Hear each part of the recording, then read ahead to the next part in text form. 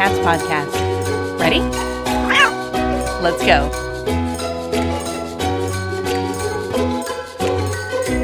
Welcome to the Community Cats podcast. I am your host, Stacy LeBaron. I've been involved helping homeless cats for over 20 years with the Merrimack River Feline Rescue Society. The goal of this podcast is to expose you to amazing people who are improving the lives of cats. I hope these interviews will help you learn how you can turn your passion for cats into action. Today, we're speaking with Alisse Russell. Alisse is the founder and executive director of Puff Cat Rescue Incorporated, a recently launched grassroots rescue with an ambition to grow into a nationwide rescue network. They are dedicated to solving community cat overpopulation, not only by participating in TNR and foster care, but by preparing seminars and workshops designed to engage communities and get involved in the effort. Puff, or Paws Up for Felines, is a small but mighty initiative born out of the Instagram rescue community. Puff is designed to make connections with rescues across the country and increase rescue accessibility to underserved areas, while also making a local impact and encouraging others to do the same in their communities. Outside of Puff, Alisse works in the mental health field with underprivileged people and is working towards certification as a humane education specialist, and spends her nights watching HGTV marathons with her husband and her two cats, Chloe and Belle. Alisse, welcome to the show. Thank you so much for having me. Yeah, so before we jump into details about Puff, tell us a bit, how did you become a fan of felines? Well, I think that probably plays out a pretty common way for most of your guests. You know, I grew up having cats in my house, and I fell in love with them from the get-go. So as I got older and I became more involved with the health of my cats in my home, I started getting involved with the municipal shelter. I learned how to trap, neuter, and return early in the stages of TNR. This was back in the early 2000s. My love just kind of grew from there. I went to school to be a social worker, and through my time working in mental health, I've realized that underprivileged as the people are that I'm serving, so are the homeless animals or the community cats in my local area. So that's kind of where that got started. After I graduated college, I had put my community cat love not as off to the side, but I guess kind of on the back burner a little bit to focus on my career. And then I started following Kitten Lady on Instagram, and it just reignited that flame right there. I got involved. I started getting more and more involved in the rescue community on Instagram, using the hashtags to connect with people who were needing someone to come out and trap a cat or to foster a cat that showed up in their yard, and really utilizing that platform to connect with people who needed the assistance. That's wonderful. I mean, we've had a couple of interviews with some organizations that have really taken advantage. Kitten Lady, obviously, is one of them. Lizz Whitacre at Flatbush Cats has also really created a very huge presence on Instagram. You know, what is it about Instagram? I mean, I understand the visual. Everybody can take a million pictures of their cats and post that information up there. But why Instagram versus some of the other social media platforms? What is it that really you gravitated towards that? So Instagram seems to be more of an instantaneous kind of social media experience to me. So the connections, they're so far reaching. It's a very, very global network where the Facebooks, the Twitters, they are global, but many of the groups seem to be more localized. Instagram, what I liked about it is that I can connect with somebody who's in California. I can connect with somebody who's in Indonesia or in London and help them connect to other resources. So Puff Cat, did that start on Instagram, or was there something else on Instagram, a different logo or name, or just your own personal account? I'm trying to figure out how you went from Instagram to Puff Cat. Was there something specific in there? And I think I may be sharing my age right now on the podcast and the fact that I'm a little bit Instagram ignorant. So I apologize if I'm not understanding everything fully. No. So I did start originally with just my personal Instagram, and that was when I followed Kitten Lady, and I started following other fosters. And I realized as I was following more and more that they were kind of taking up my whole feed. So I created a separate account. I named it Chloe and Belle after my cats, just so I could have an Instagram where I'm looking at the cats and then another one where I'm looking at my friends. And then as I started following more, I started getting more involved. I said, this isn't really my cat's Instagram anymore. This is for rescue. This is for foster. And I renamed it to what it is now, Pitter Patter Paws. And that's kind of where Puff was born. I have two separate Instagram accounts now. I have my Pitter Patter Paws and I have Puff Cat Rescue. We utilize both to maximize our reach. So tell me, what is Puff Cat Rescue and what do you hope that it will grow into? So Puff Cat Rescue is a volunteer foster-based rescue. It's a grassroots effort. We're building it completely from the ground up. We are 100% donor funded, no investors, no corporate interests. And originally the idea was to focus on Massachusetts cats, which is where I'm based. I'm based out of Massachusetts. And we realized as we were growing that the resources are there, but they're very hard for people to connect to, especially for more rural areas, underserved areas. They're having trouble connecting to rescues to help out with the community cats in their locales. So we're still focusing on that direct care initiative with the TNR, with the fostering, but we really want to develop this network, an actual network, maybe like a social media kind of thing, where rescues are members and they can go on, and any person in the country can go on and see a list of the resources in their area or resources that will come to them and help out, even if there's none in their immediate area. So how would this be different than some of the more regional programs? Best Friends has like Best Friends Network, and there's a Maddie's Pet Forum out there. And then there's Facebook pages for the Massachusetts Animal Coalition that you mentioned. Is this something that's even more grassroots than sort of what those larger organizations might be offering? Yes, I would be bringing in mostly the smaller rescues. So it's independently run, one or two person just trying to make a difference, really bringing them into it so that they can expand their own reach. Best Friends, ASPCA, those are great organizations and they're doing wonderful work. But we still have a lot of grassroots rescues that need support and that they're not quite getting. So the aim for this is to get them the support that they need so that they can support the people in need. So when you're saying they're not getting the support, is it money? Is it help, volunteer help? Is it items, stuff, food, supplies? Do you have a specific list, or that's to be determined by the groups? It's to be determined by the groups. I mean, I would think it's all encompassing. There's rescues that have great donors and they have that cash flow coming in, but they don't necessarily have the volunteers to support the volume of cats in their area. So kind of all encompassing. It sounds like you did the foster care and rescue first. Is that correct? That's correct. And we are still doing that. So it sounds like based on that, you felt like there was something lacking, and that's why you're creating this next level. And it's interesting because back in the late 90s, for me, when I was answering the phone at the Merrimack River Feline Rescue Society all the time with people wanting to surrender their cats or questions about cats, etc., so many people outside of our local area wanted spay-neuter assistance for community cats, and everybody had to pay, $125 at that point in time per cat with a private vet to, get a colony done. And so, I knew we couldn't set up another adoption center, in all these different communities, but I thought, well, we could certainly do some subsidized free spay neuter for any feral cat that came in a trap and needed to be spayed or neutered. So we started our MASH style clinic. So it's basically based on experience. You sort of are understanding what might be missing and what's needed going forward. Looking at this, are you creating this network? How is the database being put together? Or is it just a very linear thing? And will it be accessible to everybody? It is going to be designed to be accessible to everybody. The aim is going to be to create a whole new social network where people can get on and engage. Maybe like Facebook, maybe similar to Instagram, where we can make individualized groups per state, lists per state. We really want people to be able to directly contact each other, not just through email or phone calls, but instant messaging, group chatting, so that they can reach as many rescues at the same time as they can. Trying to streamline all of the connections that we try to make as rescues into one platform. Hi, everybody. Early bird tickets are for sale for the 2020 Online Kitten Conference, which will be held on June 12th through 14th, 2020. It will start on Friday night, and then it'll run all day through on Saturday and all day on Sunday.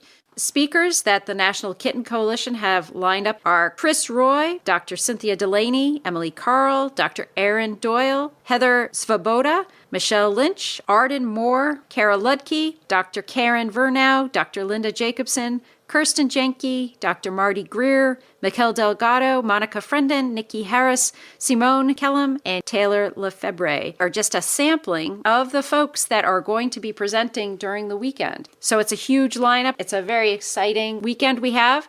Go to www.onlinekittenconference.com. Get your tickets today at the early bird price of $50. This is a weekend not to be missed. If you can't be there, though, it's okay, because there will be recordings available if you do buy your ticket early. You can get access to those recordings for about 60 days after we release the recordings. Don't miss out. Join us for the Online Kitten Conference. We'll have trivia, fun, lots of excitement. OnlineKittenConference.com. See you then.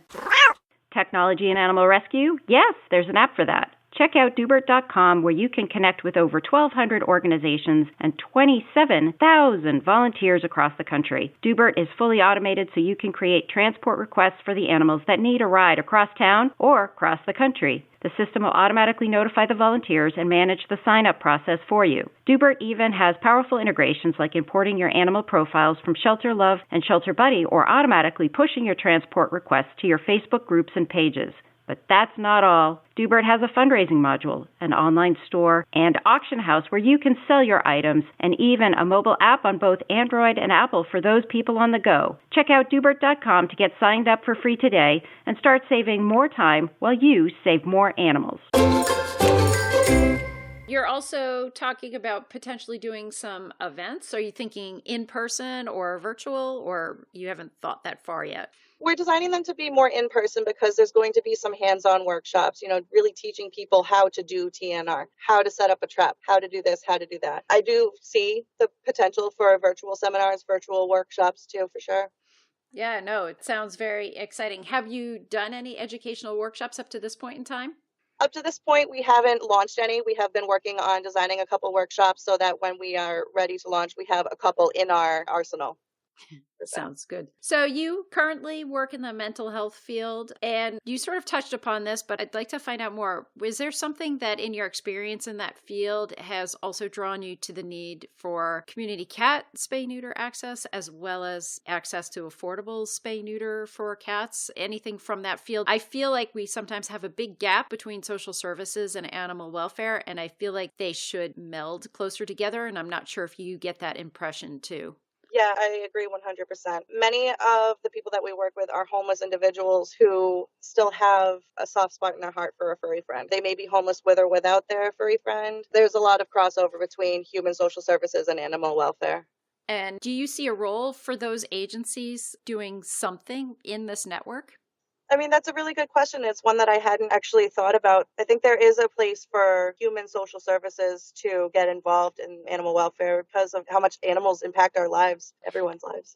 Yeah, it's been interesting. It's been frustrating on sort of the flip side when some organizations have dealt with hoarding situations and they've gone in and they've been able to really assist with regards to the animals, but social services has not been able to assist that person. Say the house is condemned and they need to find housing, and social services isn't able to get to the house in as timely a manner as it is, to deal with the cats. And then the staff dealing with the animals is also dealing with that person who's obviously extremely emotional and devastated. These are oftentimes their children, and you're going around and you're trapping cats, and it can be an emotional scene. And so then the animal welfare folks are also being social services too, until social services can come and help that person. So I think that probably happens both ways in various scenarios. And so it's a challenge. And I think we haven't crossed that bridge yet and bringing those two groups together on a very active basis yet. Mm-hmm. So you're a new group. You just started in January, or you got incorporated in July of 2019. What's that process been like? And would you have any advice for, someone who's thinking about starting a new group? Have you already run into any challenges or obstacles? Oh, of course. Yes, definitely run into any obstacles and challenges. The best advice that I could give people is stay organized. Go into it knowing that you're probably going to be over your head. If you go into it knowing that you're going to be over your head and you're going to be overwhelmed, you're going to be more inclined to be more organized, and that's really going to help you get through all the application processes.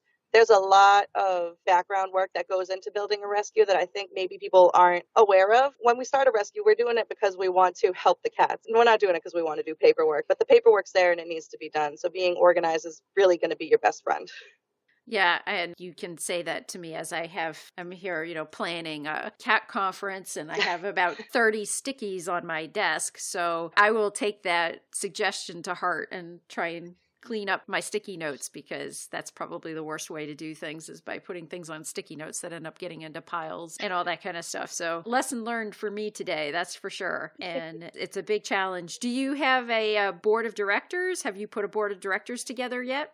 Yes, we have a full board of directors. We have all 4 officers plus a sitting board member. And when I was recruiting board members, I really looked for people who were smarter than me in different areas. So we have somebody who is experienced with nonprofit philanthropy. We have somebody who's experienced with social media and marketing, office management. We have a veterinary assistant. I come with nonprofit management and experience, and all of our experience together is what's going to make this a success. It's not just me running the show with a couple of board members behind me saying, yeah, go, that's great. They push back on me. They tell me when I have a bad idea. They don't mince words, and I appreciate that so very much.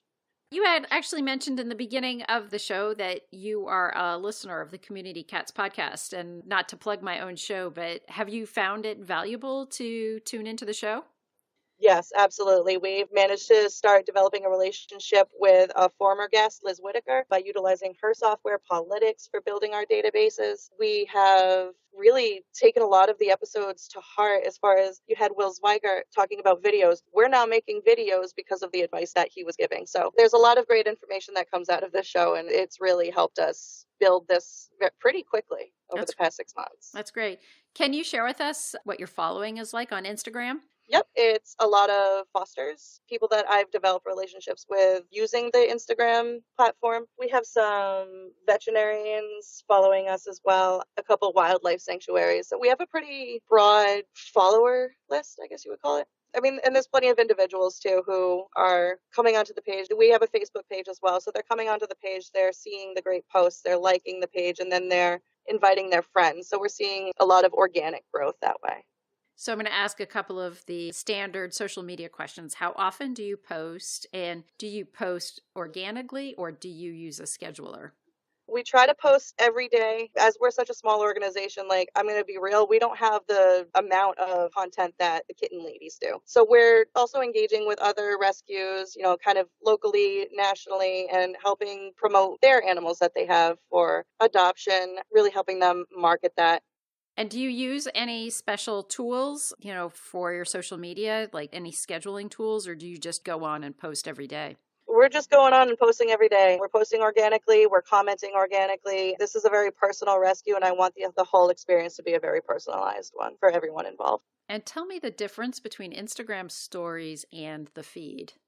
The Instagram stories, that's the 24 hours that people can click onto your profile and they see a little, whatever picture or video, link, however you want to put it up in there. Those are temporary. They do come down. Instagram does have a highlights feature where you can make them a permanent video or post on your page. But the news feed is really where all the permanent posts go. That's where we're putting the adoptions, the updates. All of that stuff is going into the news feed. So we use the stories to kind of, I guess, hook people in to come to our main feed. I wouldn't say that the stories are the main focus when using Instagram.